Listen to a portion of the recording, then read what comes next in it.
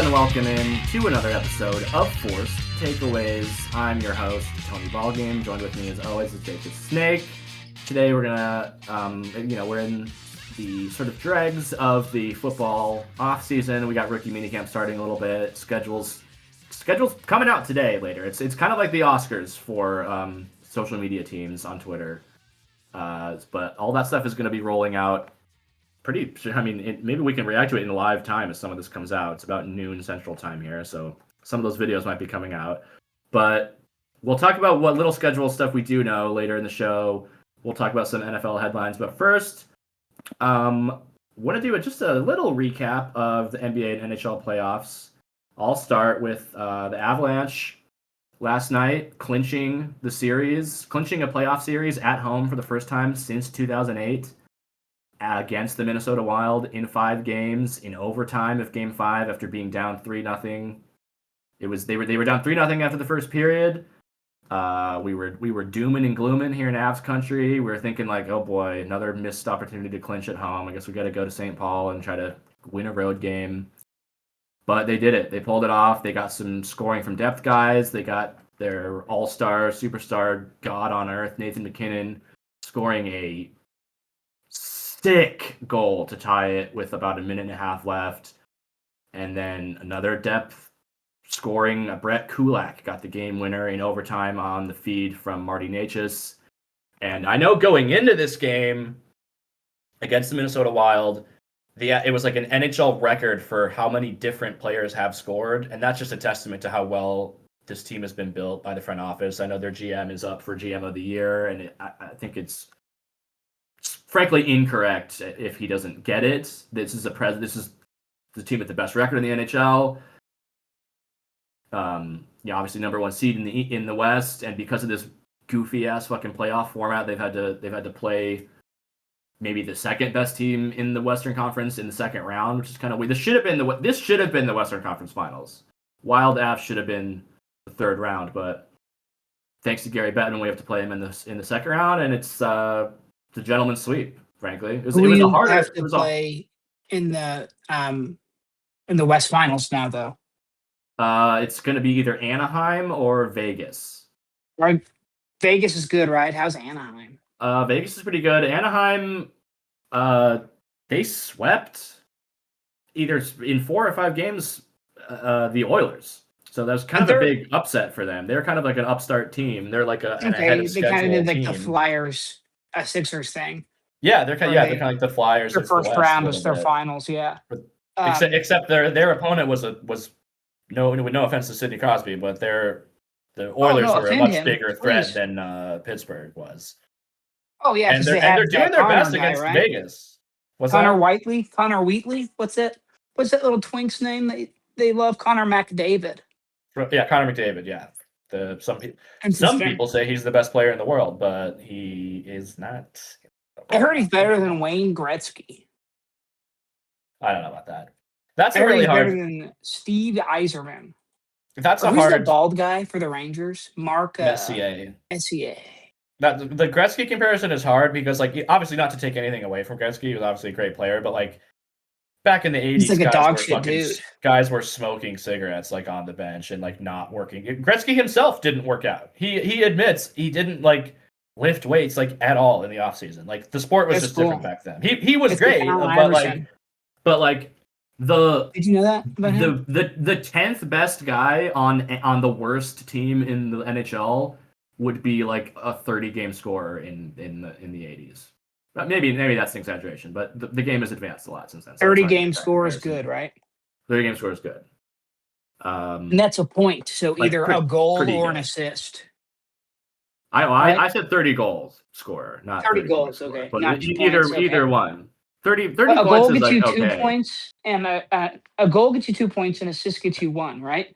No, they're both just a point. That's for wins. Okay. The regular season format is you get 2 points for a win, 1 point for an overtime loss. Is 0 points for a regulation loss. And you should get negative 1 point for a loss. You should get a smack in the mouth if you get you should get a tap on your bottom with a metal ruler, and they'll say, "Oh yeah, you're being real naughty there." a stern tap, not like really hard, but like it smarts, you might say. Oh yeah, that smarts, don't it? Oh yeah. But Well, hey, maybe next time you won't lose out there on the ice. All right, I don't like doing this to you. I just want to get on my soapbox a little bit with regards to Minnesota's star player Quinn Hughes. Oh, fuck him. He is a loser and egotistical baby, little sissy boy, googly-eyed dope. Yes.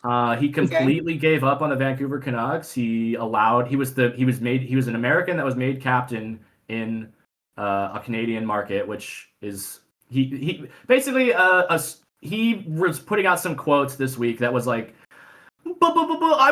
it's really hard to be an American captain in a Canadian market. Not everyone can do that. And it's like, yeah, you can't fucking do that, you idiot. We all watched you give up on your team and abandon your locker room as things got toxic. You fucking were like moping around with your sad boy Looney Tunes eyes, and you passed out. You got traded to Minnesota, and you don't have to be the captain and don't have to be the leader of the team anymore. And you thought you could just coast into the Stanley Cup Finals, and you got disposed of. And he's supposedly the best. People say he's better than Cale Makar. He's the best defenseman in the league. He doesn't even play on the penalty kill. And he was not on the ice in the final minutes of the game when Nathan MacKinnon tied the game. If he's so good, why wasn't he playing in an elimination game on the road? Where was he? What's the deal with that? He's a real slight build there, isn't he? I mean, he is a very talented player. I'm not saying he sucks or whatever. Like he is a very, very good player. He is a top defenseman in the league. But like when it comes to the in between the ears stuff, there's nothing going on, dude. The guy's like the Justin Herbert of the NHL, where it's like he's so hyped, and then like he just keeps shitting himself, and they're like, "Why is this guy who's really good on my head shitting? Why do people keep saying he's shitting himself while he's pooping his pants? I mean, why are they doing that?" Of all the things I have made fun of Justin Herbert about, I would even take him as a better leader than Quinn Hughes. Like at least Justin Herbert like takes responsibility for losses and like shows accountability. Like. Say what you want about Justin Herbert, but like he does seem like a good locker room guy and a leader. He just hasn't performed in the playoffs, but that's not. I can't believe I'm opening the show by saying nice things about Justin Herbert, but that's how much I don't like Quinn Hughes. Okay, so and I just got done. I'll wrap this up here, but I just got done listening to a Minnesota Wild podcast. And even they were like, we don't even know if he's going to re-sign with us. Like, we don't. They were saying this guy's really.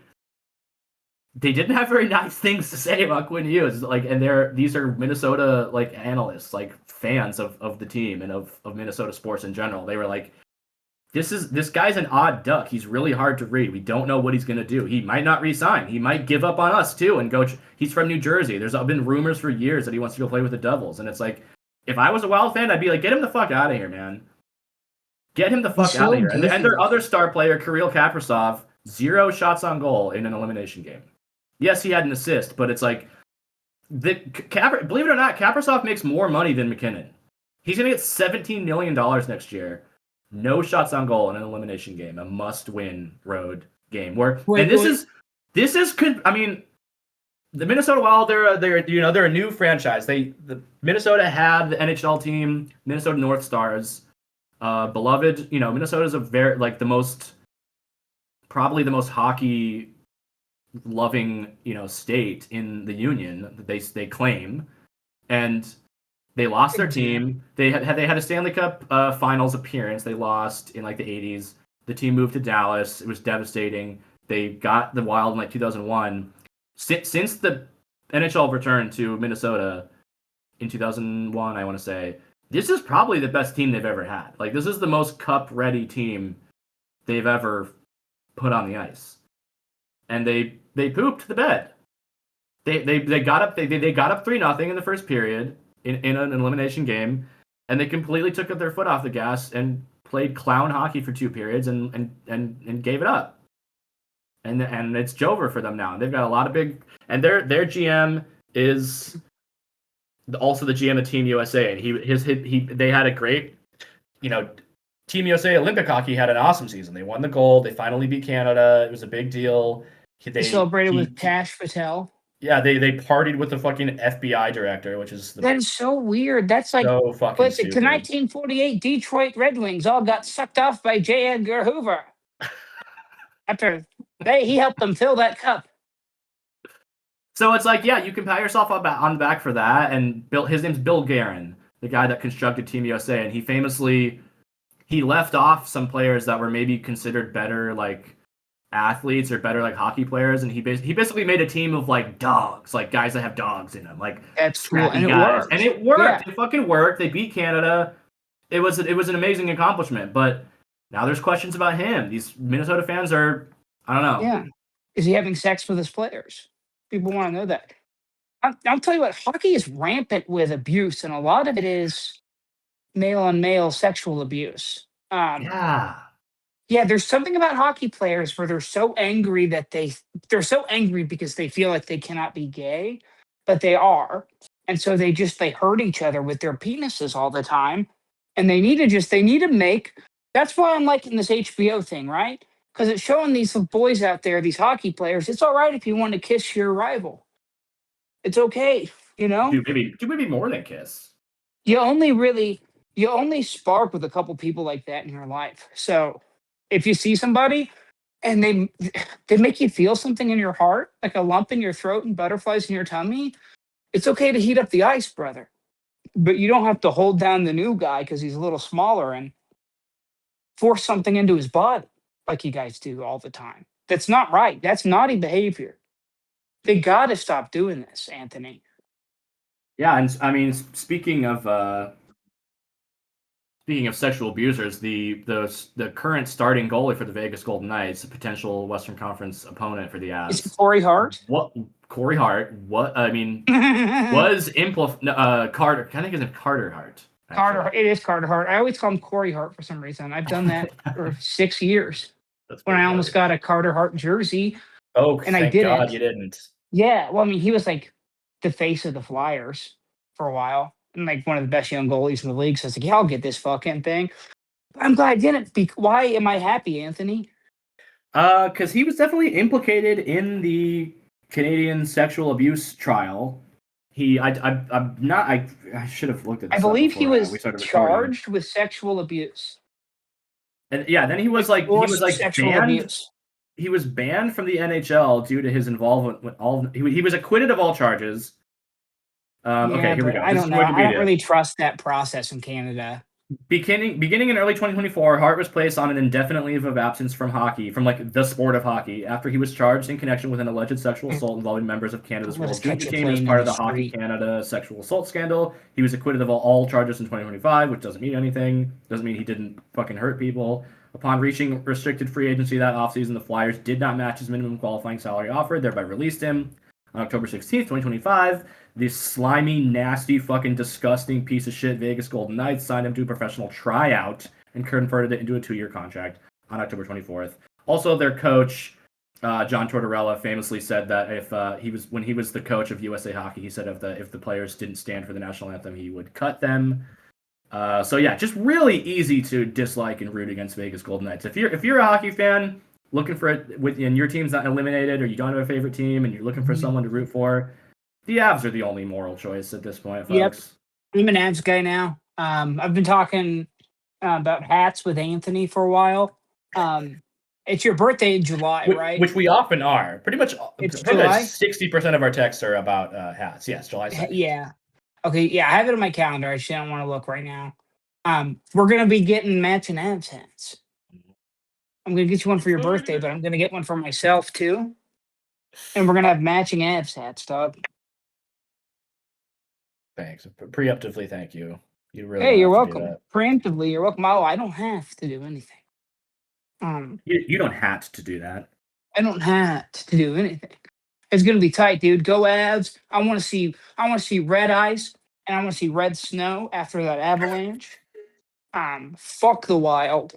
Fuck Quinn Hughes. And fuck either Anaheim Ducks or the Vegas Golden Knights. And just to kind of piggyback off what you were saying, Tony Balltime, I think a great rule of thumb for one's life is never root for anything that has an association with Las Vegas. Absolutely not. Disgusting city. You will find yourself on the right side of history if you do not every time support something that is based in Las Vegas. Every time.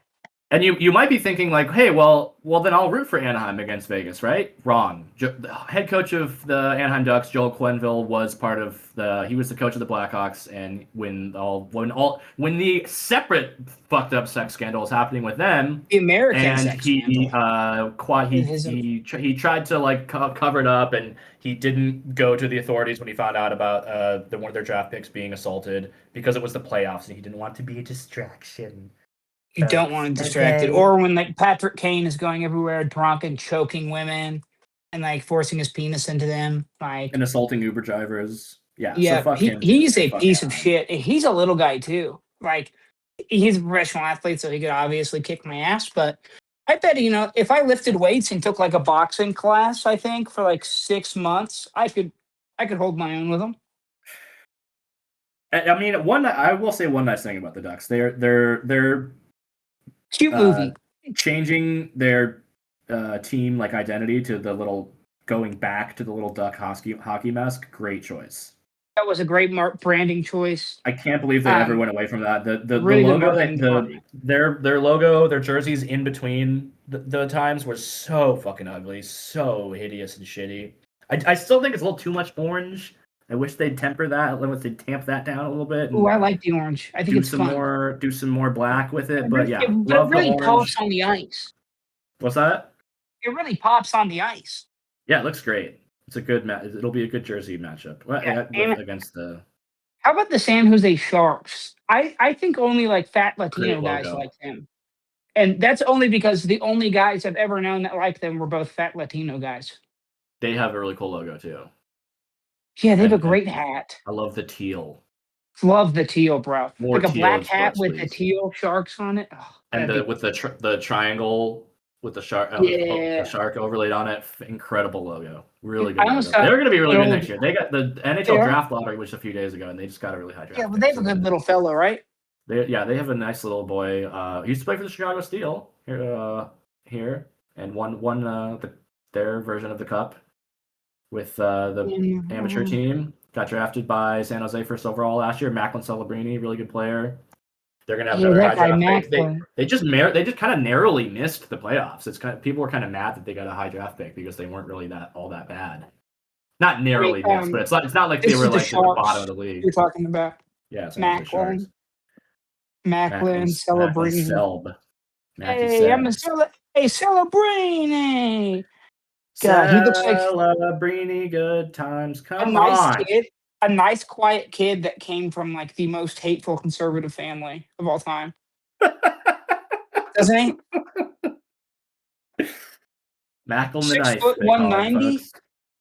And then in the Eastern Conference, you've got Carolina swept the first two series, so they're kind of just sitting there waiting for the Canadians and Sabres to end their series. That's a really fun series. Talk about two rabid fan bases, two fantastic barns. I'd love to go see a game in Buffalo and Montreal. I like the Sabres, actually. I'm pro Westwood Gunn. He's been going to the games. I'll be happy with any result from that series. Of course, I love the Sabres. My dad, with having family in Buffalo, but Canadians probably my second favorite Eastern Conference team. Montreal seems really cool, like a cool place. The Sabres hat, that's just the swords frost, very sick. It looks kind of like vaguely racist, but it's sick. Canadians, one of those teams that hasn't changed their logo at all in like 100 years. I respect that. Yeah, it's like the exact same logo I'd see when I was a kid. For some reason, I saw that logo all over the place when I was a kid, and I don't know why.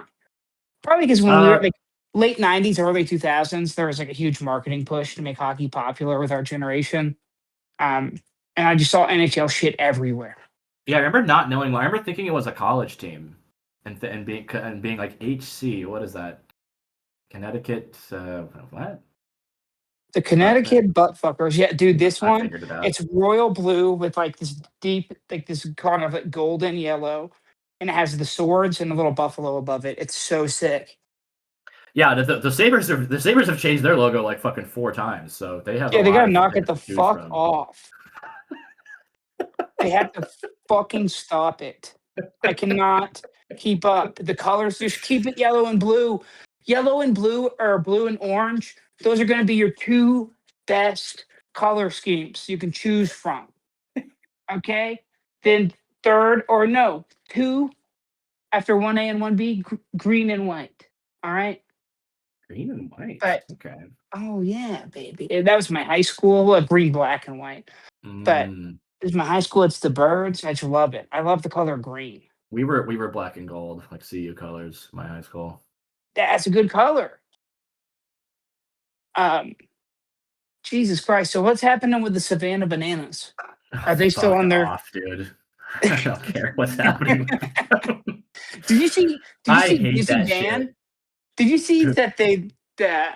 I was at the Bananas game and they had a guest. No, picture. you weren't. It was that Instagram influencer with the giant ass, the big fake guy with the big fake ass, and he's throwing the ball with his butt. It was great for my family to get to see that. I'm sorry, but not really. I can't really put my finger on why I don't like that shit. But when I see the videos of those huge stadiums watching that fucking clown show on the field, it just looks like a Nazi rally. I don't know what it is. Maybe I'm being sensitive. It's the whitest thing in the world, dude. It's like Harlem Globetrotters for baseball. Yeah, it's just like it's dumbest fucking. No, what it is, it's just like the dumbest Walmart iPad baby brain slop with donut glaze on top that you can feed these bottom feeders, man. The lowest common denominator, these fucking toothless, disgusting, unbathed fuckers that go for this shit. And it really eyes and weird, tight, Botoxed faces, or just like the absolute grossest, grungiest guys in the world. It really is a testament to how much baseball has completely fucking failed to maintain a younger audience. I like baseball, but look, a majority of people think baseball sucks. Get over it. You know, let's move on. Why do we as a society? You can keep doing the MLB. You're still making plenty of money off of it. You're going to sell hats and shit. Don't worry about it. But yeah, we don't have to be doing this. It's so demeaning. White Sox are back to 500. Let's go. How about that? Fucking A, they are. Fucking A, they are. My Diamondbacks are finally not losing every game. That's cool. Okay. The Phillies were on a hell of a heater when Mattingly first stepped in. They won like 5 in a row. Let's see here. What about 2023? They're almost at 500, and they were dog shit. There's a few games going on right now. Rockies are losing 3-0 to the Pirates. What about you want to talk about? Do a little obituary for your Sixers. Where are we at with that? It was fun. I was wrong. The Knicks are far too powerful. Karl Anthony Towns is no longer a fragile, scared little boy. He is like a very dominant and angry and vindictive veteran, and you love to see it. The baby-faced assassin. My sweet, quiet boy has now become a tough, resilient monster. And I'm very happy for him because he is just, as a person, seems to be a remarkably intelligent and thoughtful and insightful, kind human being.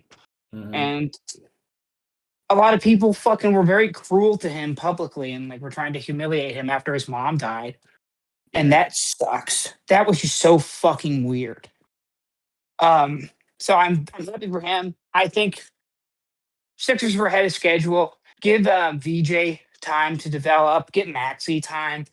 Maxey still needs to refine a couple of things. That first series, he did nothing but show up and was the guy we wanted him to be, but he couldn't do fucking everything. And after JoJo goes down again, we're not hitting shots, and it was too much. We couldn't keep up with that scoring machine. It's insane. But the Sixers will be around. They'll be a playoff team for years to come. They have a really solid young core, and they're drafting and developing very well. I'll give them that. So I'm excited to see how things go. Maybe they can attract a superstar. They have to. I mean, Joel's on the wrong side of 30. I know they have him locked up in like a monster deal, but like, it just sucks. His body is failing him, and it's like, what could have been? Like, if he could just have an entire playoffs, not just like a couple games in a series, at full health with this, like them as like a big three would be truly a force to be reckoned with. But yeah, we'll see how they build it. It was fun. I'll tell you what, man, that Boston series was so awesome. I think we kind of killed the Celtics. At least this version of the Celtics. I think we broke them completely. Yeah. It's really cool. I think they're going to be getting a new coach and maybe, and that was a real bugaboo. Different. That's kind of like I mean, you don't want to. I don't know if you want to say like getting over the hump and beating the Celtics, because to me, getting over the hump means you also moved past the next one. But like beating them is huge. You know what I mean? Like we haven't beat them in a series since the '80s, a playoff series since the '80s. Yeah, that's huge for Sixers fans. I feel like I think it's a successful season for them. You overachieved. We were dead in the water. Maxey is incredible. Edgecombe looks really good. You beat fucking Boston for the first time in 40 years or whatever. And Daryl Morey got fired. We haven't even mentioned that. What was that last part? Daryl Morey getting fired. Yes, Daryl Morey getting fired. So it's like you got everything you wanted. You beat the Celtics and Morey's out. Like, it's the best of both worlds. Yeah, which that's going to help with free agency, especially if you're trying to bring in veteran guys, because Daryl Morey with like that, there's like a type of veteran like that is, our age pretty much, or a couple years older. The superstars from 10 years ago that are now the wily veterans of today, that like generation of players don't really like Daryl Morey. Those guys are all friends and they talk, and he kind of fucked a couple of them over. So I think that makes them more attractive to veteran free agents. But I don't know. I'm excited. We'll see how it goes. I love Maxey. I don't know if I want to get a Maxey or an Edgecombe jersey because they're both such sick numbers, either 0 or 77. I think 0 is appealing because Russell Westbrook, my favorite basketball player of all time, wears 0. But no, hey, would it be weird? Should I get a Chet Holmgren jersey? No. Why not? I'm gonna just go ahead and say no to that one because I don't like him. I think he's weird and corny and ugly. He's a great player. That's why I want to get his jersey, because he's corny and ugly. What about Jalen Williams? I mean, you know how I think about the Thunder. I know you hate the Thunder, but just talk to me like, try to put your Nuggets bias to the side. And like, what jersey should I get? Because I kind of want to get a Thunder jersey. And I don't want to get Isaiah Hartenstein. A white Caruso? Isaiah?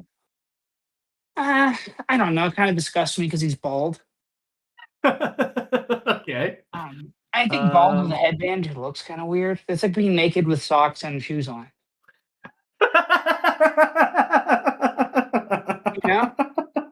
It's upsetting to me. I don't know why. Damn. Everyone has Shea. That'd be boring. I don't know. I think I like the number 7 a lot. 7's like my number. I was 72 in football because of William the Refrigerator Perry and OCU Manura. Don't tell any of my Eagles fans. I liked OCU Manura when I was a kid. What about Jared McCain, number 3? He's like a weird little TikTok guy. Yeah, I heard he's a Zionist too. I haven't confirmed that, but I just saw a little blurb that said that. I wish they would sign another big name veteran. That would be fun. Like a Carmelo Anthony jersey, Thunder jersey would be sick. I used to have one, but I moved and I lost it. But yeah, I know you hate the Thunder, but it's where I'm from, and I got a part of me has to root for them. I'm also thinking about getting a Jalen Brunson jersey. That'd be cool. I like him. He pisses a lot of people off. I think that's cool. And he's a huge Eagles fan. Like, I remember when, and a couple years ago, our Super Bowl winning season, he wore a Jalen Hurts jersey to a Knicks game in like January, like right after we had beaten the Giants to like seal our playoffs, like a playoff bye. And I thought that was fucking hilarious. And like people were like, his own fans were like booing him when he like walked in wearing it. And he went to high school in the Chicagoland area too, Lincolnshire. Yeah, so he has like Chicago ties. His dad coached at Temple though, so I think he spent a lot of his life in Philly. His dad's like a local basketball legend too, so I think they have like. Well, when he went to Villanova too. That's Philly enough. That should be Philly enough for him. Love it. Well, I mean, there are other guys like Mikal Bridges doesn't really fuck with the birds. I don't know if White Dante does. Is he still good, Dante DiVincenzo? He had a really bad injury. He's out for the season, out for the rest of the playoffs. Did he fall asleep by the pool? He got a really bad sunburn. Timberwolves could really use him, which is it's a shame. He's from Delaware. Anthony Edwards. Was there a scandal with Anthony Edwards? Because I was at the Adidas store and they had his shoe on sale for $40. Oh, like the AE2, like the brand new one. I do remember seeing that he has he has a couple baby mamas that are trying to get child support money from him, and they leaked his texts, and they were like, "Hey, what are you gonna do about this? Are you gonna help me with this?" And he literally wrote back, "Get da abortion, lol." Like DA, like get to abortion, LOL, which I thought was pretty heartless. Yeah, that's kind of what turned really me against him. Behavior.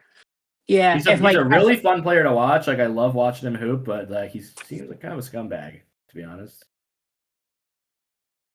Yeah, that's big time. That sucks. If I had a friend, and if I found that out about a friend, I might like distance myself from them for a while. Yeah, or try to sit him down. Sit him down. It's not like you can't afford to pay child support. Like if you don't want to be in the kid's life, I mean, I guess I understand that. That's also kind of a shitty thing to do. But like, yeah, but get the abortion, LOL that's very fucking just kind of like so inconsiderate. It borderlines on cruelty. Yeah, and from what I recall, it was a screenshot of the text, so it was pretty unassailable evidence, in my opinion. But what are you gonna do? What a shit ass. Well, the UFL is fun. We're gonna start talking about the UFL on here because I'm watching it, and look, it's fun football. I'm serious, Anthony. Yeah, I mean, there's some guys absolutely balling out. DTR, remember that guy? Dorian Thompson-Robinson. Yeah, he's very good. He's playing for for Birmingham right now because their number 1 QB went down. And then Jordan Taiamu, who was really good in college, remember? But he was short and kind of like before the big like Pacific Islander short QB boom. So like he didn't really get a chance. Where did he go? I believe he went to A&M and like Oregon. I think was his. Broncos on this roster here. I'm sure there are. I recognize a lot of former Sooners. The Sooner to Broncos is live and well. Oh yeah, I love that. You gotta love that. There is the quarterback of the. This is important, and I think this should be the stinger for the episode. Like at the bumper at the beginning. University of Louisiana at Lafayette, the Ragin' Cajuns, right? Mm-hmm. Their quarterback is named Lunch Winfield. And it's literally because, like, when he was a baby, he, like, crawled onto his grandpa's lap and started eating his plate of chicken wings. And they're like, oh, man, this guy wants some lunch. This kid loves lunch. Yeah, I've never seen a motherfucker love lunch so much. When you was a boy, you loved lunch. People would come from miles just to watch you. And he hated breakfast. Yeah. He would. Dinner ambivalent. He loved lunch so much he wouldn't ever eat breakfast. Lunch, dude. That's so football, dude. That's why we love the game. That's why we keep coming back. Oh, and the Columbus Aviators have a guy named Smoke Monday. God, that's so sick. Quindarius Smoke Monday. Hell fucking yeah, dude. I would encourage an alternate an alternate football league that like promotes people to have like ABA names. Like, oh, there's Pookie Collins. Or like there's Smooch Williams with a tackle. Huff Carlton. Sleepy Joe Bingham. Oh, there's the failing New York Times is here to cover the game.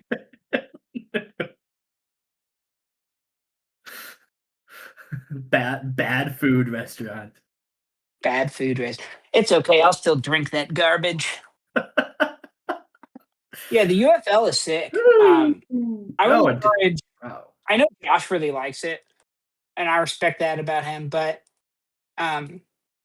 we need to see more UFL guys get a shot in the NFL, other than like the Lions kicker. Yeah, here's my honest thing about the UFL is, on one hand, I think it's really good to have like a secondary football league, because there's 50 fucking thousand times more college programs than there are NFL teams. So there's all these NFL guys that are like bubble fringe NFL guys or practice squad guys that like I think they should get a chance to make some money and have some fun and travel and play develop football too, and be on TV and have a cool and develop and make it and go play maybe in Canada or the NFL and make more money. But on the other hand, it's really hard. I can't really bring myself to fully watch it, like to really like get into it and sit there and watch it. Like I'll just be 100% honest, and it would help if there was a Denver or a Chicago team, but it seems like the league kind of, which I think this is a good idea to target markets that don't have don't already have an NFL team and are like kind of like places that are kind of too small to have an NFL team, like Frisco, Texas, Columbus, Ohio, Birmingham, Louisville, Kentucky, Memphis, Orlando. Like I think that's great. I think those guys the places like that should have pro sports in one form or another. I don't know. I feel like this is my thing. It's like it's my basic thing about UFL is like it's great. I'm glad it's there. It's hard for me to really pay attention to it, to be honest. It's fun, dude. I just record the games and I watch them when I'm bored. They have the replays on. Like when I get home from work, it's always like on. It's just I'm always at home, so if my family's at home, the TV's on. And it's nice to just toss it on if we're just doing something. Like, if my kid is playing on the floor and like my wife is taking a nap or reading, and it's like, yeah, I'll fucking toss this on. And like, I think it's gonna actually. I know there have been recently a bunch of leagues and like changes and like league shuttering or like getting bought and like formed into one. But I'll tell you what, I think the UFL has true staying power and it'll stick around because the football is actually good. Like the games are fun. The teams move the ball. Like they're competent. They know what they're doing. And you can tell they've really invested more recently in the football of it all, as it were. And the last couple of years, it's been great. Like really fun games every weekend that are worth putting on, and like recognizable enough names. And like I do think like if this sticks around for a little bit longer, like if it has this staying power, 5 to 7 to 10 more years, we're gonna see a bigger name maybe eschew the NFL for the UFL out of like because they don't want to play, and it's like, all right, the UFL, this owner, they're putting like money together and they're going to give you like $10 million or whatever, know? Like they cobbled together weird money, $10 million for 6 games. Like we'll see a Herschel Walker and a Steve Young. Like we'll get there. We'll get to that point. The league just needs more time to develop and grow and like be able to like have more money to share. Bigger TV contracts. What's tough about that is that if they're going to try and compete with the NFL, that's a losing battle. I think that's not what they're doing though. They're not competing. I just think we're going to see that from a player standpoint. We're going to see a big name take that route if it sticks around for long enough. That's what I'm saying. I don't think that the leagues are trying to compete with one another. Like the fucking Rock owns it, and how he's like involved with the league. And I think like that's why the Rock got involved, because like they're specifically developing this to be a springtime TV product to satiate people. That's like the most important thing. That's what they want. Yeah. And then, you see it as like, I think the development aspect of it is very, very much secondary because you don't see a lot of turnover. you don't see a lot of guys climbing that ladder. That kicker for the Lions is really like the main guy, or like there's a backup quarterback here and there. Like like a couple years ago, Josh Johnson popped up and played in the XFL, and then got signed by the Niners. Like after like the first 4 weeks of the season, Okay, and ended up playing in the NFC Championship game because remember he was their like emergency quarterback. I've come across my first notable former Bronco here on a team. The Orlando Storm have KJ Hamler, former Broncos wide receiver. Love that. Yeah, former Penn State Nittany Lion. Played for a couple of years. Like he wasn't just like a practice squad guy, like a special teams. He was like on the team. Like he was like an off-season like climber that just like really benefited draft stock wise from the media coverage, but just did not have it. Him and Paris Campbell, I think, were in the same draft. And like they were like the guys, like the second wave of receivers, they were like the top, like the best of like the second, like these are your best day 2 receivers who could be starters on some teams. And it was like KJ Hamler and Paris Campbell because they both had crazy combines. And then they were just too small. And to be fair, he was on the Broncos in the true depths of the dark years, 2020 to 2022. So he's one of those fast guys that can't separate. With him. 5'9", yeah. Yeah, if you're small and you're fast, but you can't separate, sorry, buddy. Time to hit the oil rig, as they say. Oh boy. Well, then you got the St. Louis Battlehawks. They're kind of like the class of the UFL, right? They're sort of well, so they play in the old Edward Jones Dome that the Rams played in, and they sell the fucking thing out every week. Yeah, and like the season tickets are all sold out. Like this city absolutely fucking loves the Battlehawks, and like it's the toughest place to play. And like it's like the only time it feels like an NFL game. These guys have said is when they play in St. Louis, and like I think it does bring a good question. Like it raises a good question. Like, should St. Louis get another NFL team? And like I think they're a good football city. The Rams fucking won a Super Bowl there. They supported the fuck out of the team. I went to St. Louis, 2002, 2003, while like the Kurt Warner, Mike Martz dynasty was still going strong, and it was Rams everywhere. Yeah, that's anecdotal and like beside the point, but like I think they're a Midwest market that has supported a football team. They've had a shitty, weird little owner who wanted to flex his nuts and also go to LA too. That was so weird. But give them an expansion team, doggy. Like they weren't.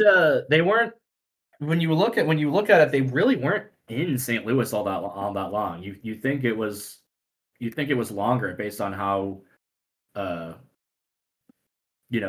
how successful they were and how I associate the St. Louis Rams with like really passionate fan base and like loud dome, great success obviously with the Super Bowl win, but they were only in St. Louis for 20 years. I guess that's kind of a long time. 95. In the grand scheme of the league, though, it's not. Yeah, it's kind of a blink of an eye. Give St. Louis a team or give Oklahoma City a team. This has been an argument since I was a kid. It's like the population isn't big enough to support it. Well, like the population now is over 2 million. It's the fastest growing city, both population and land mass. Oklahoma City is 2 million? Yep, the metro area. It topped 2 mil because everyone's moving there, dude. The oil industry, yeah. And well, it's like the cost of houses are so cheap, so everyone's like leaving California and Arizona. Like lower to medium income families are relocating to places like Oklahoma City rapidly because it's affordable and things are nice, and like the people are friendly. It's a cool place to be. So Wikipedia is saying that the 2026 outlook for the metro area is 1.5 million. But you could make the argument that it's expanding, and by in 10 years I read numbers that maybe were before like last I read it was 2, but 1.5. Okay, so I'm off. 1.5 is still more than I would have guessed. Yeah, 1.5. Like you can still support a football. Like look what they've done with the Thunder. Like. I was there when the Thunder when they had their first game. I went to a couple of their like first games in existence, and like it is still that loud.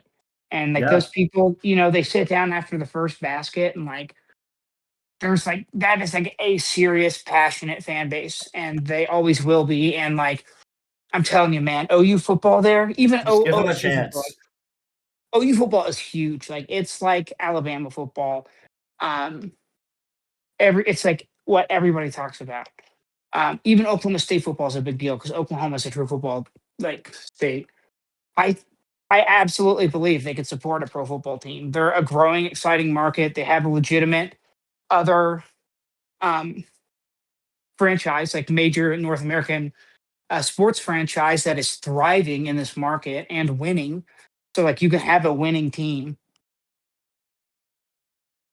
if built correctly in this media market. It shouldn't be a problem. But I don't know. Let's see. You've seen Unfortunately, like though, I think out of the 4 major sports leagues, I think the NFL is probably the furthest away from potential expansion, which is what makes it without tough. a doubt, without There's a doubt, they already want to go like international.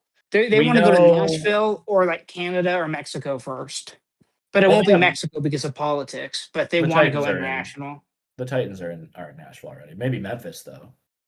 Oh, not Nashville. I was thinking MLB. Excuse me. That's so stupid of me. No, it's okay. Um, But that still proves the point that like MLB, NHL, and NBA all have like pretty verifiable and expansion rumors and yeah, women's sports too. absolutely. But I'll tell you this, and as witnessed by the Chiefs and like teams like the Bears and the Indianapolis Colts, like if you put it, I consider Oklahoma. I don't consider it the South or the Midwest. It's kind of like the heartland. It's just like a way more Christian Midwestern state. Um, Football will thrive there because the people will fucking love it and they're nice and they will support the team and the players like no other. And like you're seeing that right now that these Midwestern heartland markets are big. And I think we're going to see a trend of, I think sports are going to follow. You're seeing the population move there, businesses move there, tech companies moving there, whatever. Um, I I predict in the next 10 to 20 years, we're going to see sports franchises follow that trend. And I would love to see an NFL team in my old hometown. I would move back to Oklahoma City the year they got an NFL team. I really wish NFL would do more exhibition games in non-NFL markets. Like They did one when I was a kid. It was awesome. Yeah, they used to do it like recently, like when we were kids. Like Buffalo used to play Canadian teams in the preseason regularly. I don't know why they stopped doing that. And like have a Cowboys Chiefs game in Oklahoma City in the preseason. Yep, that would be so cool. Yeah. Have an NFL game in Memphis. Have an NFL game in like North Dakota. Like places where football is really popular, but doesn't have a team. Like Iowa, like Inland Empire, California. Like have an NFL game in like Sacramento or something like that. Yeah, like, that would be sick. When I was a kid, there was an Orioles Cardinals series, like pre exhibition, like preseason series at the Bricktown Ballpark, and I got to see Sammy Sosa play for the Orioles. It was so sick. That's so cool. That's such a great memory for little kids like that. Like it's a way to grow the game. Like whether or not you have David Eckstein's autograph, that was cool too. Whether or not the league has real ambitions for moving to a place, like why not just have a couple games there in an exhibition status? Like that just be cool for the sport. Give the peasants a taste. Yeah, give the piggies a little slack, dude. Why not? What's holding you back from swapping up these piggies? The MLB sort of had they did have the Field of Dreams game, which I don't like. I didn't 100% love the idea, like the Field of Dreams nostalgia. I feel like that was kind of like misplaced. That was like clearly a boomer's idea, but the idea of a game in a quote unquote weird place, like a place that doesn't have a team, like a warehouse. Like Iowans got to go watch a major league game. Like that's cool. I wish they'd do that again. It didn't have to. I don't understand why they felt the need to mock it up like the movie that's 45 years old that little kids don't really give a shit about. But like everything has to be media tie-in, man. You're trying to get the rest of the boomers money, and then they bring their kid. Yeah. This was. It was a very successfully focused group strategy. Okay. And it was a great game, too. It was a walk-off win. It was an awesome game. The hell, that game won a J.D. Power and Associates Award. Best in class towing? Yeah, best in class and side airbags. Shout out to Joe McMahon, dude. One of the funniest fucking. I know, he's one of the funniest people to ever breathe. Should we talk? Should we want to talk about football, like NFL football, maybe? Yeah, can we talk about football? Can we talk about some football? We can get into some football stuff. Speaking of football, no one has ever laughed at this, but I like to sing like, "All my rowdy friends have settled down with wives." Thank you. No one's ever laughed at that. Thank you so much. You have no idea how kind this is to me right now. Hank Williams III was unjustly. He was unjustly canceled just because he said a little bit of a racist comment. Well, okay, he called Obama Hitler. We're calling Trump Hitler all the time now. Yeah, if you get called Trump Hitler, if you call Trump Hitler, they'll let you be fucking vice president. Seriously. Hank Williams, free Hank Williams. I think he deserves reparations. Give him the Presidential Medal of Freedom, please. All my rowdy friends jerk off on Sunday night. All my rowdy friends. Crap little girls with knives. Sunday night. Did you hear that last one? That was bad. We're gonna have to something about little girls. Yeah, that's okay. I said, all my rowdy friends trap little girls with knives. That's about kidnapping. As a parent, that's my biggest fear, so it's on my mind a lot. I can't do the taken thing physically. What football topic do you want to? I'll let you start with the football topics. What do you want to hit first? Well, you wanted to talk about the guy's stupid feet, and so I wanted to let you talk about that because I want to talk about that too. So let's start there. Let's start with Drew Allar. Okay, yeah. So this is an article from him. No, wait. Hold on.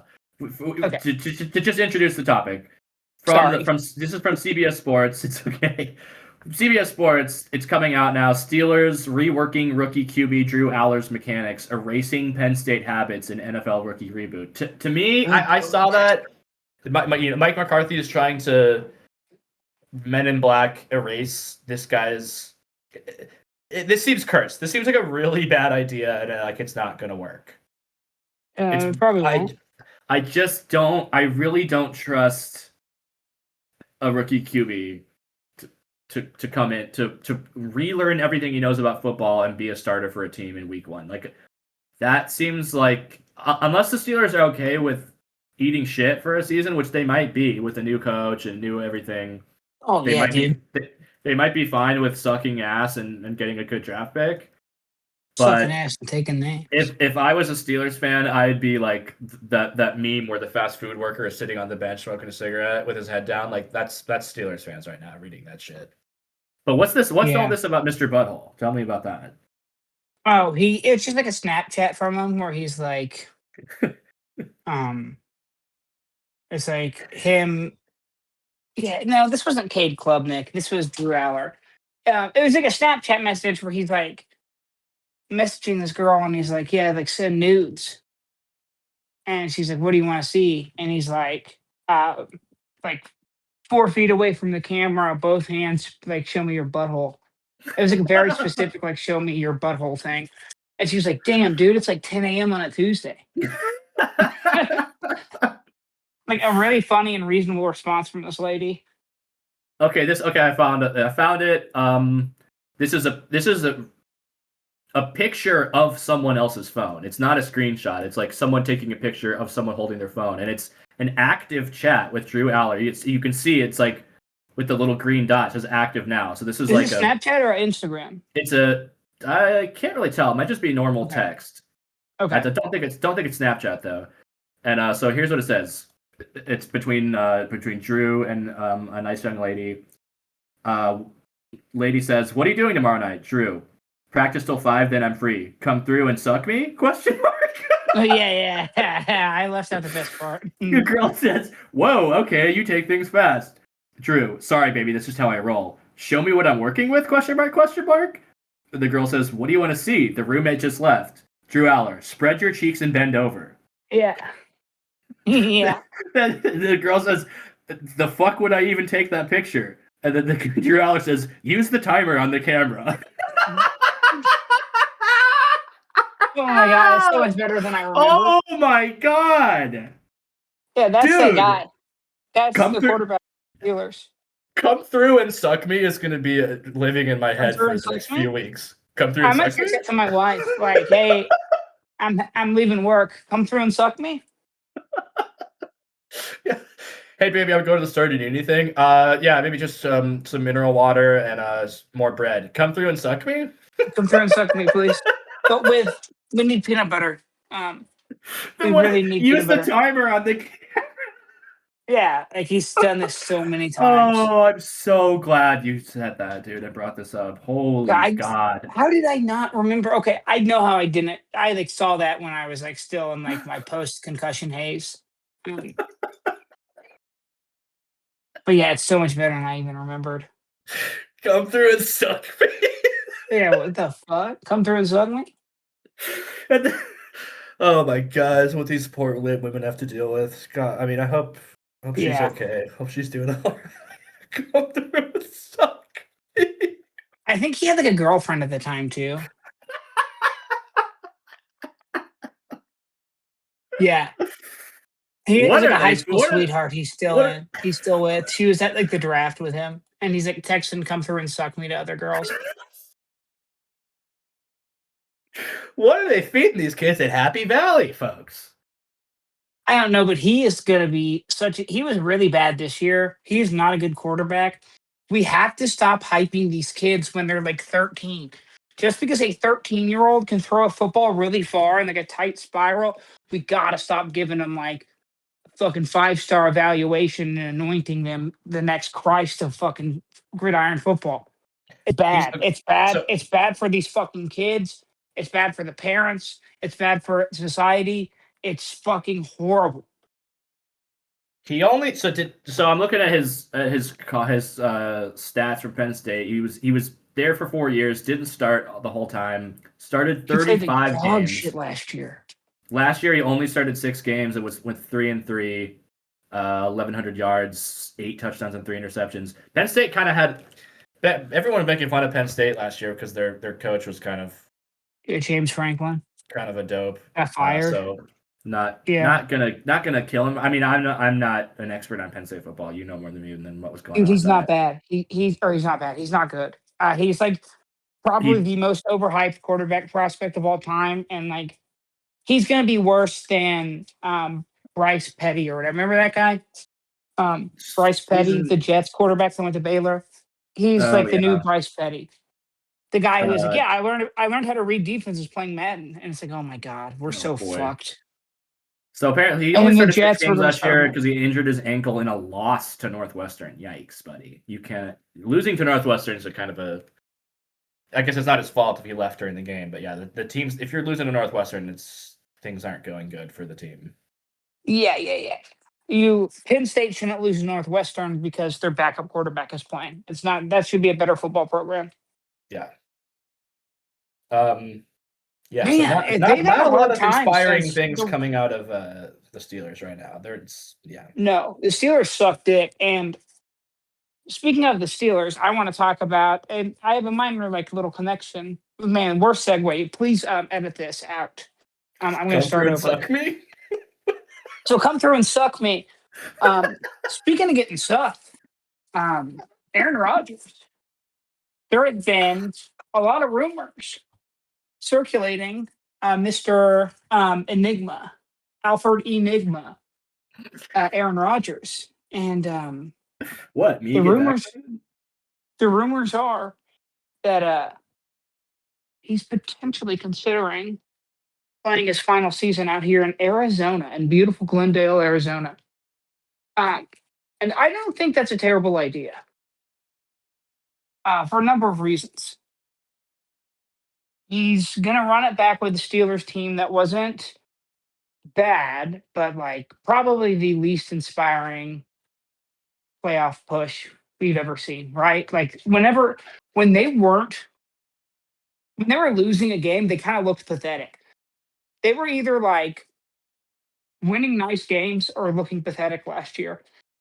Aaron Rodgers wasn't completely cooked. He functioned well in that offense. But does he really want to go back there into the exact same offense with like maybe a couple upgrades at like wide receiver 2 or whatever, with a big question mark on the defense, brand new head coach who you've already played for like 15 years ago, 20 years ago, or he can come out west, play in the Mike LaFleur offense that he won an MVP in 2019 as an old guy with I think more exciting talent than what the Steelers have. You have a top 15 offensive line that has the potential to function as a top 10 unit, depending on how a rookie and another unknown player on the right side play. You have the best tight end in the league. You have an ascending young superstar in Marvin Harrison Jr. You have Johnny Wilson, who is a very, very good and underrated wide receiver, too. You have a budding superstar, the second coming of Christ and Reggie Bush all in one with Jeremiah Love. So if you can just kind of move the ball on obvious passing downs, not turn it over, and then just kind of trust your defense to bend, not break, like, I don't know. It makes a lot of sense for Aaron Rodgers to come out here and join the Cardinals. I think the floor is higher, but the ceiling is a little higher too. The floor, the feeling that Aaron Rodgers' floor is lower. Okay. I think the overall floor is a little bit lower, but the ceiling is higher. Then as compared to Jacoby Brissett? As compared to Jacoby Brissett and as compared to playing for the Steelers. Jacoby Brissett is, look, if you want to win 4 games and, tank like March to Arch, you start Jacoby Brissett. I don't think they can do that at this point. They can do whatever the hell they want, and they will, but like the fans are really kind of on edge, and it might be disastrous long term if they do that. But Jacoby Brissett if he's going to be their de facto starter because they're doing this like fake tanking thing, and they're going to bring him in as the starter, Jacoby Brissett is currently demanding to be paid like a starter. He wants like $35 million guaranteed, because, and I see his argument and I support him as a player. Like, yeah, like if they're saying, hey, you're our starter, it's like, all right, well, fucking pay me. I'm not playing for $12 million. Give me 30, give me 35, like give me starter money. So there's a little contract dispute right there. And I don't think the returns, like we've seen that last year and it was really bad. It's not even worth getting into. It was just unwatchable dog shit. They couldn't beat the Jaguars in that game. Like they had no heart, they had no fight, and it's not all Jacoby Brissett's fault. But yeah, I think I'd like to see Aaron Rodgers quarterback the Cardinals more than like Jacoby Brissett at this point, or at Gardner Minshew. I'd rather have almost anybody than Aaron Rodgers at this point. I don't know, dude. He's 42 years old. He's gonna turn 43 this season. He hasn't really shown a whole lot the past 2 years. And remember that game last year against the Bengals where he's like out dueling Joe Flacco and they're just like slinging the fuck out of the ball. Like he can still do that. He can still throw a deep ball. Like he's still competent at quarterback. He can make changes at the line. He can play the pre-snap game with extreme success, and like all he has to do is he doesn't have to throw 35 touchdowns here. What's two things with that? A 20 touchdown, 8 interception, 9 interception guy, and they feed Jeremiah Love, and they're like a French playoff team. Like I think it's fun. Do the Carson Palmer, Kurt Warner thing. Fuck it, come out here and see what happens. If your whole thing is if you're basing your offense on, hey, we've got an old guy that can still sling it, ask they already tried that with Russell Wilson. The Giants did last season. That didn't go very well for them. I think if you're the Cardinals, Aaron Rodgers at 42, 43 has a lot more left than what 36, 37-year-old Russell Wilson would have. The bar's pretty low for that. Though. If you're this is like we're not getting 35-year-old gritty prime Aaron Rodgers. Like I just think the function of his offense, like $12 million for a veteran quarterback that knows everything, that can win at the line of scrimmage pre-snap, and just get rid of the ball quickly and not turn it over. Like we need game manager Aaron Rodgers who can maybe pull like a cool 2-minute drive out of his ass when needed. Like, I we just need think if you're Arizona and you have all these exciting young players getting ready to come on the scene, it feels kind of counterintuitive to bring a guy like Aaron Rodgers. He's already proven that he has no interest in mentoring young players or showing them the ropes or I don't know. Maybe that's wrong. I know his teammates love him wherever he goes. His teammates absolutely love him. He mentored Jordan Love in Green Bay, and Jordan Love will speak. They still text, like they still have a great relationship. And if you try to look for if when you're searching for this stuff for Aaron Rodgers Steelers or Aaron Rodgers Cardinals, it seems like the Steelers are willing to re-sign him. I don't know why it's taking so long, or people are confused about why they even want to do it, but it seems like that's what they're leaning towards. And then if you look into Aaron Rodgers Cardinals rumors, it seems to be getting shot down almost everywhere, and people are saying it's not going to happen. That doesn't mean they could be wrong, and it could still happen. But like the rumors are out there. I love the idea. I think from an entertainment standpoint, I think it's the best thing that this franchise can do right now to become interesting. Like, it's either re-sign Jacoby Brissett, play Gardner Minshew, or just toss Carson Beck out there. Who, I will say this, he is getting the opposite attention of Drew Allar right now. He looks really good in rookie minicamp. You know, his footwork is great. He's throwing with time. His arm strength is coming back. Like, he's going to be 25 this year. He's played a lot of college football. He already has that reputation of being able to like win at the line of scrimmage too. He gets rid of the ball quick. Like, if you just bring him in, I think. So my prediction is he's this year's Tanner Shuck. Like, he's the guy who's everyone's opinion is going to shift because he's going to play and they're going to win some games, and like he's not going to be perfect or great, but he's not going to turn the ball over a whole lot, and he's going to throw in timing. Like, he doesn't have to like. He could easily be the guy. Like, he could play that role Aaron Rodgers would come in and bring, just like a lesser version because he doesn't have the high end experience. But like, I don't know. Like, I think that he suffered from like having a really bad reputation because he's kind of a douchebag and looks like a douchebag. And people were unsure about his elbow, but like Brock Purdy had the same thing, and like he's fine now. It's not like a career ender like people think it is, or maybe how it used to be.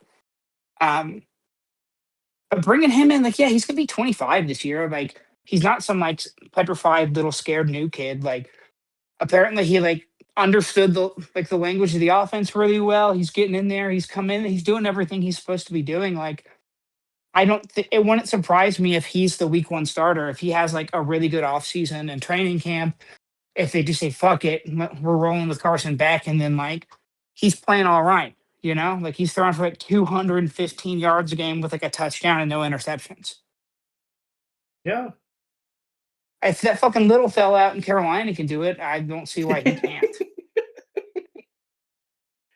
In all seriousness. But yeah, we'll see. We'll see. We'll see how she rolls. I don't know. I texted you yesterday that I'm slowly climbing onto the Carson Beck hype train. Yeah. I don't see why he can't do it. He can do all the things they're gonna ask for him to do in this offense, right? Throw on timing, has good footwork, hand the ball to Jeremiah Love. Like, I'm telling you, man, this offensive line, like, the national perspective that this is a bad offensive line is incorrect. It was a very injured offensive line the second half of last year. But the 2 years before that, they had a 1,000-yard runner, man. And if they stay healthy and, you know, some of these question marks are answered and they're just like average, they'll be good. I mean, they just signed Isaac Seumalo. Refreshing new coach in the building too. Refreshing new coach in the building. Weirdo that hits people on the sideline. A guy that people are going to be excited to play for. Yeah, it's cool. He has all the weapons there that a young quarterback could ask for, right? Even just like the best tight end in the league is such like a massive. Like, you don't have to worry about it. Like, you just check that box immediately. Yeah.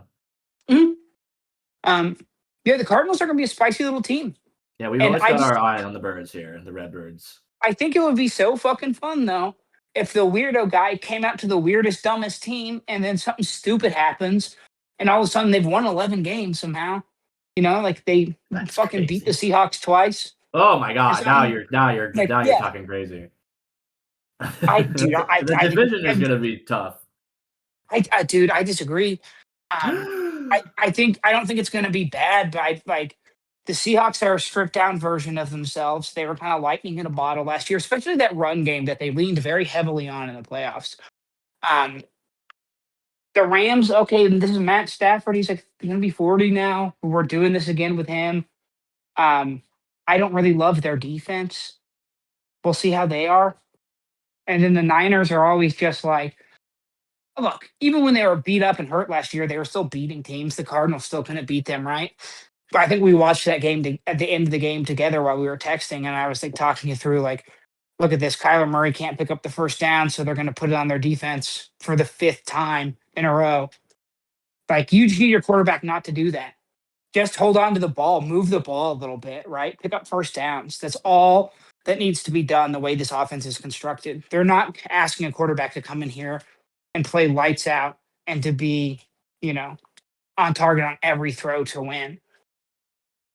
If you can go like 18 of 24, a touchdown, and no interceptions, no fumbles, like that's fine. Couple 100 yards, that'll work.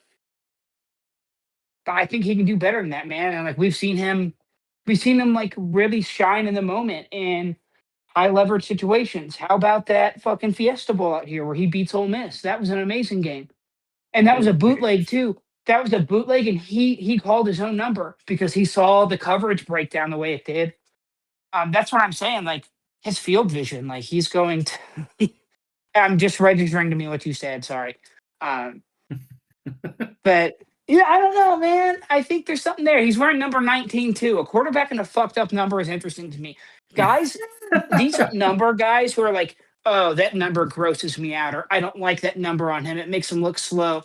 Those guys are the dumbest fucking people you're gonna find in football fandom. You know what? I like it when a player has a weird fucking number. When like a linebacker is wearing number 44 or a cornerback is wearing 39, I think that's tight. Yeah, I mean, I think that's very good stuff. A legit I love the football single reason that digit you can, running back. like Tom Brady. I remember hearing Tom Brady didn't like it because it makes calling out coverage is confusing, or it makes like when you're at the line of scrimmage and you're looking for the numbers and you're like, wait, what is that? Like, I guess I can understand that, but unless you are a quarterback who is physically standing there, like, what do you fucking care watching on your couch? Like, who gives a shit what number they're wearing? Put a triangle on there for all I care. Yeah, it's a weird. Put a hieroglyph. It's weird to get used to after having your whole life be one thing, but it's like, who fucking cares, man? I think it's cool. I want to see an NFL quarterback wear number 0 really bad. I want us to have an agent 0 in the NFL, like a scrambling quarterback who's fast as fuck but can also sling it. That would be so fun. Like if we could have another Michael Vick experience with a player like that who just for 3 years takes over the game with his brilliance, but wears number 0, we deserve that.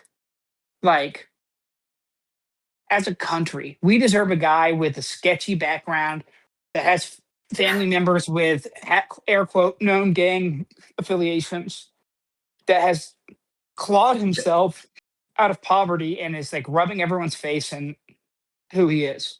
Just to wrap things up on Carson Beck real quick, I like a quarterback that has a lot of college experience. Me too. 43 games started in college, like I'll take that. Yeah, he's been to 3 national championship games. He's won 2 with two different teams. He wasn't starting in those other games, but that's fine. But I think we can move on. He's the victim of a bad narrative, and like he's the victim of hurt feelings by the fans. Like fans hurt feelings when he leaves Georgia, even though it was a mutual agreement because Georgia wanted to bring this new quarterback in. And it was like, all right, well, you've had this guy in scholarship for 2 years now. He's going to leave. Like, you kind of had your time, Carson. And so, it's one of those situations where it's this guy's turn. So he goes to Miami for millions of dollars and takes them to the national championship game. And then so anyone that says he has like attitude problems or like doesn't do the work is just wrong. Because he went there, he worked his ass off. Like, his teammates loved him. Yeah. Exactly. all while your elbow is fucking healing because you tore the shit out of your elbow and then threw until your arm just couldn't go. Like I see I see a guy that loves football. Like when I see shit like You're that. talking And me I know into it that's here. corny and stupid. Yeah. More people should be talking to him. And he looks like a fucking tool. He does. He looks like if Joe Burrow went to like a bad, like a worse public school, like an unfunded public school. He's like if Joe Burrow was a single parent household kid. All right. I love him. He has like we- the tattoo of the pocket watch and the lion on his arm. He's like that kind of guy. We only have a couple. I think we have time to do maybe a couple more quick topics. Do you want to do some schedule talk or do the Florida? Yeah, I can talk AG? schedule. There are 2 games. I just want to mention real quick. One good, one bad, in my opinion, and then you could talk Florida AG. Yeah, hit me. Okay, so bad is I don't like that the Eagles are playing in London. Depending on, we'll see the schedule come out tonight, and depending on when it is, like I don't know if it's one of the later in the season games. Fuck that. Let's get it over with. It just throws your team out of sync. Like, and the Eagles are very much a team of rhythms. That's their culture. That's how they're coached. So it's like that's going to throw off your rhythm and your structure. And like this team functions very well in a rhythm. So like I would rather see that. I love the Thanksgiving game. That's sick. I get to watch them beat the Cowboys with my wife's family all around.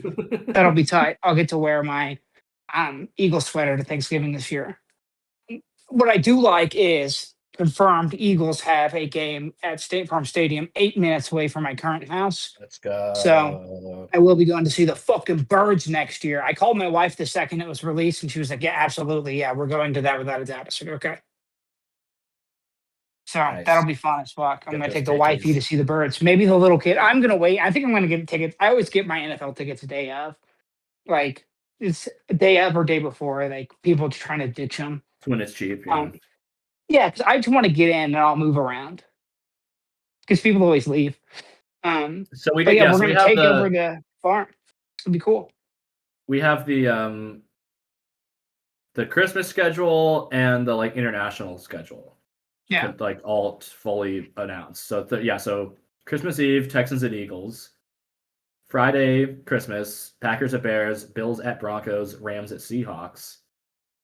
Sunday, Christmas Eve we week. play? That's cool. The Sunday That's of a little Christmas treat week, for me. Patriots at Jets, Titans at Raiders, Jaguars at Cowboys, and then the Monday night Christmas game is Giants at Lions. That has the potential to be a fun game. Yeah, there's a bunch of updates here. I'm looking at the. Oh yeah, so here's the international schedule. Hit me. Oh god, there's a lot. 1, 2, 3, 4, 5, 6, 7, 8, 9. 2, 3. Yeah, 9 international games. That's a lot. Going starting at week 1, going all the way to week 11. There's going to be an international game almost every single week. For the first 11 weeks of the season, which is crazy. So, week 1, 49ers versus Rams in Melbourne. Week 3, Ravens versus Cowboys in Rio de Janeiro. Not going to do the accent. Week 4, Colts versus Commanders in London. Eagles versus Jaguars. Or week 5, Eagles versus Jaguars in London. You don't like that? Yeah, I'll Week take 6, it. Thank God. Week 6, Texans versus Jaguars in London. Week 7, Steelers versus Saints in Gay Paris. Wow. Ooh, I love that for those French fuckers. Wait, who is it? It's the Saints and who? Steelers. Steelers and Saints. Man, what a dog shit game those dipshits have to watch. Jesus Christ. What's smellier?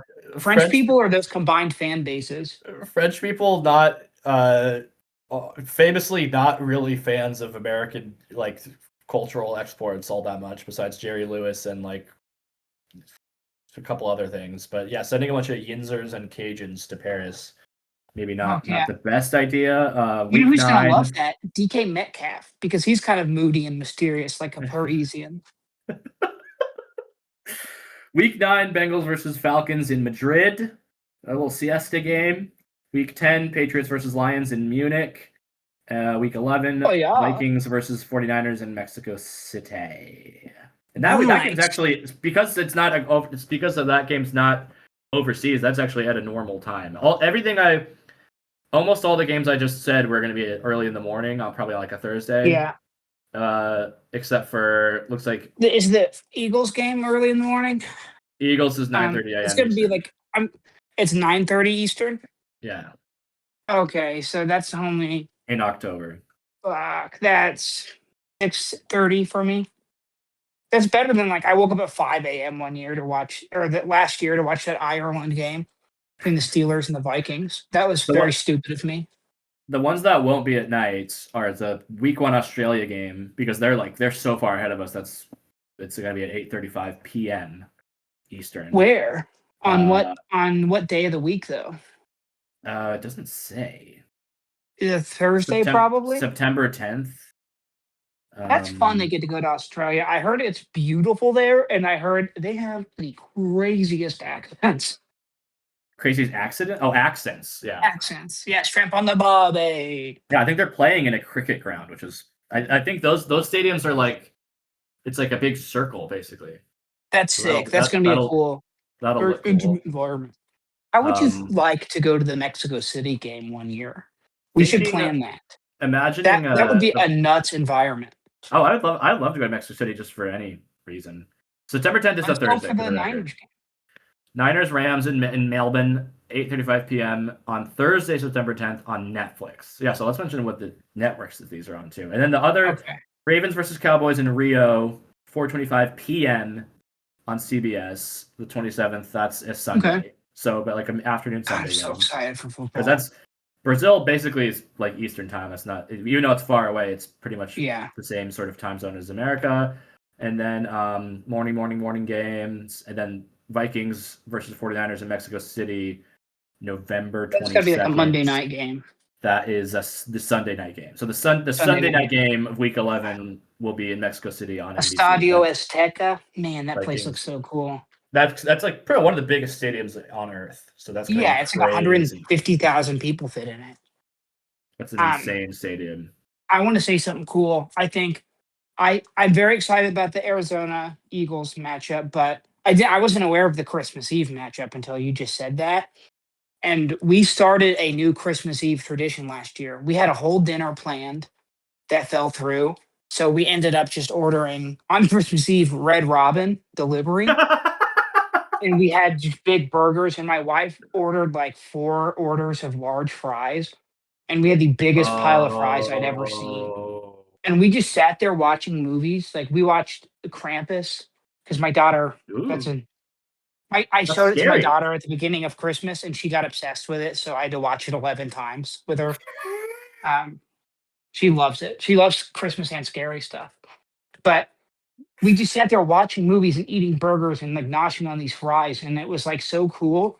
And we were like, what if we do this every Christmas Eve? We each order we have burgers, simple and stupid and easy. Simple and stupid. So I will say this. I will admit to this. I texted my wife, heads up, Eagles on Christmas Eve. And we both said burgers and birds. Bergs and birds. Birds and birds. So that's going to be a very wonderful memory for my family. And I'm super excited about it. My daughter will remember it. She'll be 3. She'll be like, remember when we watched the Eagles on Christmas Eve? And I was like, yeah, I do. They lost, and I knocked over the Christmas tree. She'll be like, yeah, I remember because we still do it. And I'm like 25 years old now, and it's our cherished tradition. Dad, yeah, and I love you, Dad. Which game are we going to the link this year? God, if we did that, if my daughter loved football like that, and it was like every year we go to an Eagles game together, I'd cry. That would make me so fucking happy. Like if my daughter turns into me and like all I want to do is go see football with my dad. Like I took him to see Jalen Hurts' first game with OU when they played Houston. Nice. Like in Norman, because he had just gotten cleared by his doctor for full movement after he had open heart surgery. He had like a quadruple bypass. And he got cleared to like climb stairs and shit. So I took him to the OU game. And I think he wants to come out here for the Eagles game. And he's going to stay with us, and we'll go to that game, the 3 of us together. But like, I hope my daughter is like me, and she's always like, hey, Dad, can we go football? Can we go to football? Can we go to football? And it's like, yeah, fuck it. I have a whole credit card that I just use and pay down to buy football tickets. So let's do it. So we're getting that's lovely. And I'm yapping thank you for today, sharing baby. that. Hey, We're you're in a good welcome. mood. It's a beautiful day in America. Well, it's just there's so much possibility when you're an entrepreneur. And not everybody can be an entrepreneur. I'm tired of hearing that. Not every idiot could be an entrepreneur. Where the schedule updates are rolling in. I'm here on CBS Sports that does like live updates. I'm refreshing it, and this is breaking 5 minutes ago. Chad Johnson appears to have tweeted out the Bengals' entire schedule. On accident? Nah, probably not. Okay, that guy's a weirdo. That guy's a weirdo, but I wouldn't be surprised if like the schedule leaks are becoming more and more a part of just how things work. And I wouldn't be surprised if he like has permission from the team to do that, or they don't really care because it's coming out later anyway. And only the freaks and weirdos like me are sitting here refreshing this anyway. The normies are going to find out. Yeah, and that was like a marketing stunt. That's so lame. So then Thanksgiving and Christmas schedule. Thanksgiving is Bears at Lions, Chiefs at Bills. Christmas is Packers at Bears, and Bills and Broncos. Wait, say the Thanksgiving games again. Bears at Lions, Chiefs at Bills. Chiefs at Bills, and then Eagles at Cowboys, right? Nope. Well, it just doesn't not confirmed. I just think. It doesn't say okay. I read that earlier. I don't think this is the full schedule. Okay. I don't think the Eagles Cowboys was confirmed. Holiday schedule has been fully released as like the international. The international one was like officially released by the NFL. The rest of these are just kind of like leaks or rumors. Week 1 schedule appears to have fully leaked out. Wednesday, September 9th, Patriots at Seahawks. Come on, man. What the fuck? Come on. That's weird, dude. That is so stupid. That's got to be like, there's no way that's real. I don't think that could be real. I mean, it's the week 1, so it's not like there's going to be a short week of rest, but it's so weird. Thursday, September 10th is the 49ers at Rams Melbourne game. The full Sunday slate here, we got the noon games: Bears at Panthers, Bucks at Bengals, Ravens at Colts, Bills at Texans. That'll be a good game. Bills at Texans. Saints at Lions, Jets at Titans, Falcons at Steelers. Ugly. That's a weird matchup. Browns at Jaguars. And afternoon games. Browns at Jags might have some juice.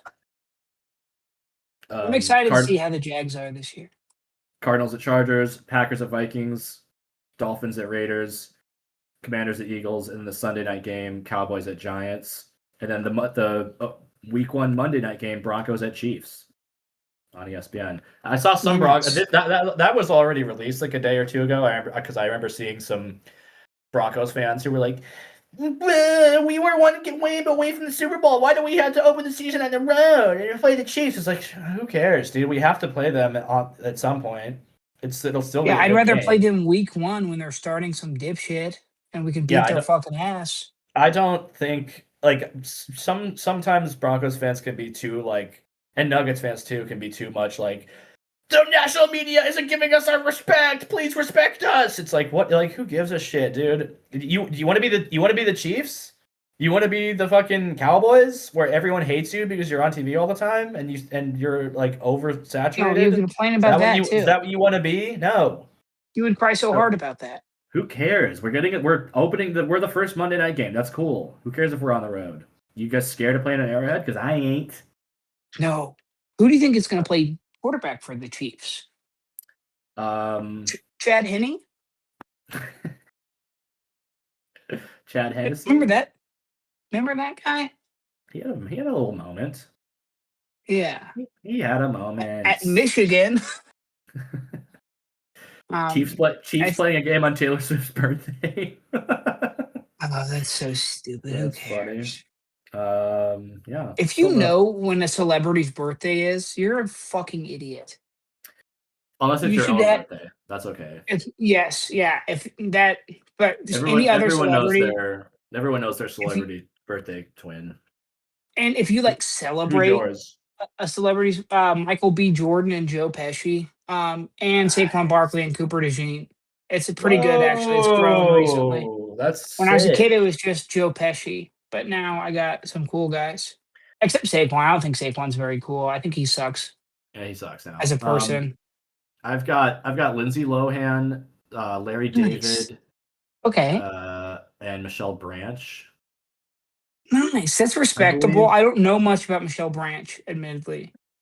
I might be wrong about it. There's some other singer-songwriter I might be misremembering who it is. I'm gonna check this real quick. Norwegian King Olaf V. Oh, Big O. Big O. 05. Olaf Patrice Lumumba. That's a cool. Oh shit, that's a cool one actually. He was he was like a Pan-African leader that was assassinated by like the CIA. Pansexual? What is pansexual? Where you like have sex with like pansexual means you like both boys and girls. So pansexual is like bisexual? No, I don't know. I don't know what the true definition of it. I'm not gonna sit here and act like I know what it is 100%. I have like a idea. I don't want to say it wrong though. Richard Petty. It's July 2nd, homie. Nice. I think he's a big Trump guy. He's dead, I think so. Yeah. Okay. Well, he's not dead. He's not? No, I don't think so. He's still in his Wikipedia article is still written in the present tense. Did you hear about fucking Chuck Norris, dude? Yeah, that's I mean, he was pretty old. He was he was old enough. He had a long life. He was old enough to have died. He earned the right to die. Talk about Trumpy. Oh, Jose Canseco. Okay, he's insane. Canseco. He's really funny. He's so weird. He is really funny though. He's always like, "Yeah, I'm gonna be at the car wash. I'll sign baseballs for 10 minutes." Former Madison Mallard. I remember reading Michelle Branch. I was right about that. Did you ever read that book Juice that he put out? No. I read it when it came out when I was like 12. I got it from the library. I was way too young to read it.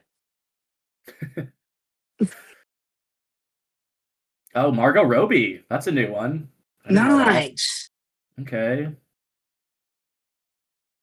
All right. Oh, and Derek White. Colorado native and has my same birthday. Yeah. He was Mr. Basketball Colorado. Bulls, right? No, he played for the Spurs and then the Celtics. Okay. Bald guy, right? Bald guy, yeah. Really. Nice. Very nice. I enjoyed talking about football to you. I'm really hearing the dates made me excited, Anthony. I know, football's back. I'm so fucking pumped to watch football on my big fucking couch I've noticed I turned 35 in February and my hips and my ass have gotten wider. Like I've noticed how it fits pants differently. I gain weight on my hips and ass now, and I never have before. So my ass is getting fatter, literally. I've had to stop eating treats all day. I'm trying to lose weight. I've lost a little bit, but just by cutting candy and little cakes out of my diet, I think I've lost 7 pounds in a week. Oh yeah. Soda's. I eat a lot of that shit. At work, they always have soda for us at work. They buy a 24-pack of Pepsi every week for us, and it's so tempting. Man. Yeah, it's so nice, especially when you're on your feet and you're thirsty and just a cold Pepsi. Holy shit. Yeah, I've drank 3 Sprites. Pepsi. We get the little 8-ounce cans, and I've had 3 Sprites today. Yeah, the little ones are tricky. Because you're like, oh, well, it's just small. It's still good. And then you drink 8 of them. Yeah, and I've had 8 bags of sugar on accident. Pound bags. Oh, fuck. I'll have to run an extra 2 miles, but I can't do that anymore, Anthony. I can't eat 4 calzones for dinner. And if I eat 4 calzones in a day and a half now, I gain weight. I can't just go burn it off. It's insane. I'm eating fucking fruit when I want candy. Can you believe that? An adult man cutting an apple. I have an apple slicer. And I'm an adult man in front of my family slicing an apple. Andrew Tate would be so upset with me. Fellas, is it gay to slice an apple in front of your wife? Yeah, it's gay. we're pretty off track here, so it's probably a good place to end it. Thanks for joining us, folks. Let's go home. Let's watch. Let's read about our teams, and we'll the real schedule will be all the way out in the next time we record. I'm sure we'll talk about that and whatever their social media teams. We'll see. My biggest question about the schedule videos is, will they make fun of the Vrabel and Rossini stuff in the schedule videos? I think will they be cowards? At least one team does. One team will, unless they got a notice from the NFL not to reference it, which is probably very possible. I can almost guarantee they're too scared to do that. And next week, we're going to open the episode with talking about who won the schedule release. You know who always has a good one? I hate to admit it. The Chargers. It's because they have a good social media team. Los Angeles is going to have good, video makers and animators and stuff like, and videographers. So like they always kill it. Hate to admit it. Buffalo had a really good one last year where they were like, have AI do it, and they just had Allen Iverson do it. I remember the Broncos one was kind of lame. I remember thinking. Yeah, we'll do a power rankings of who had the best schedule ranking next week. Stay tuned. We love you, folks, and talk to you next week. Bye.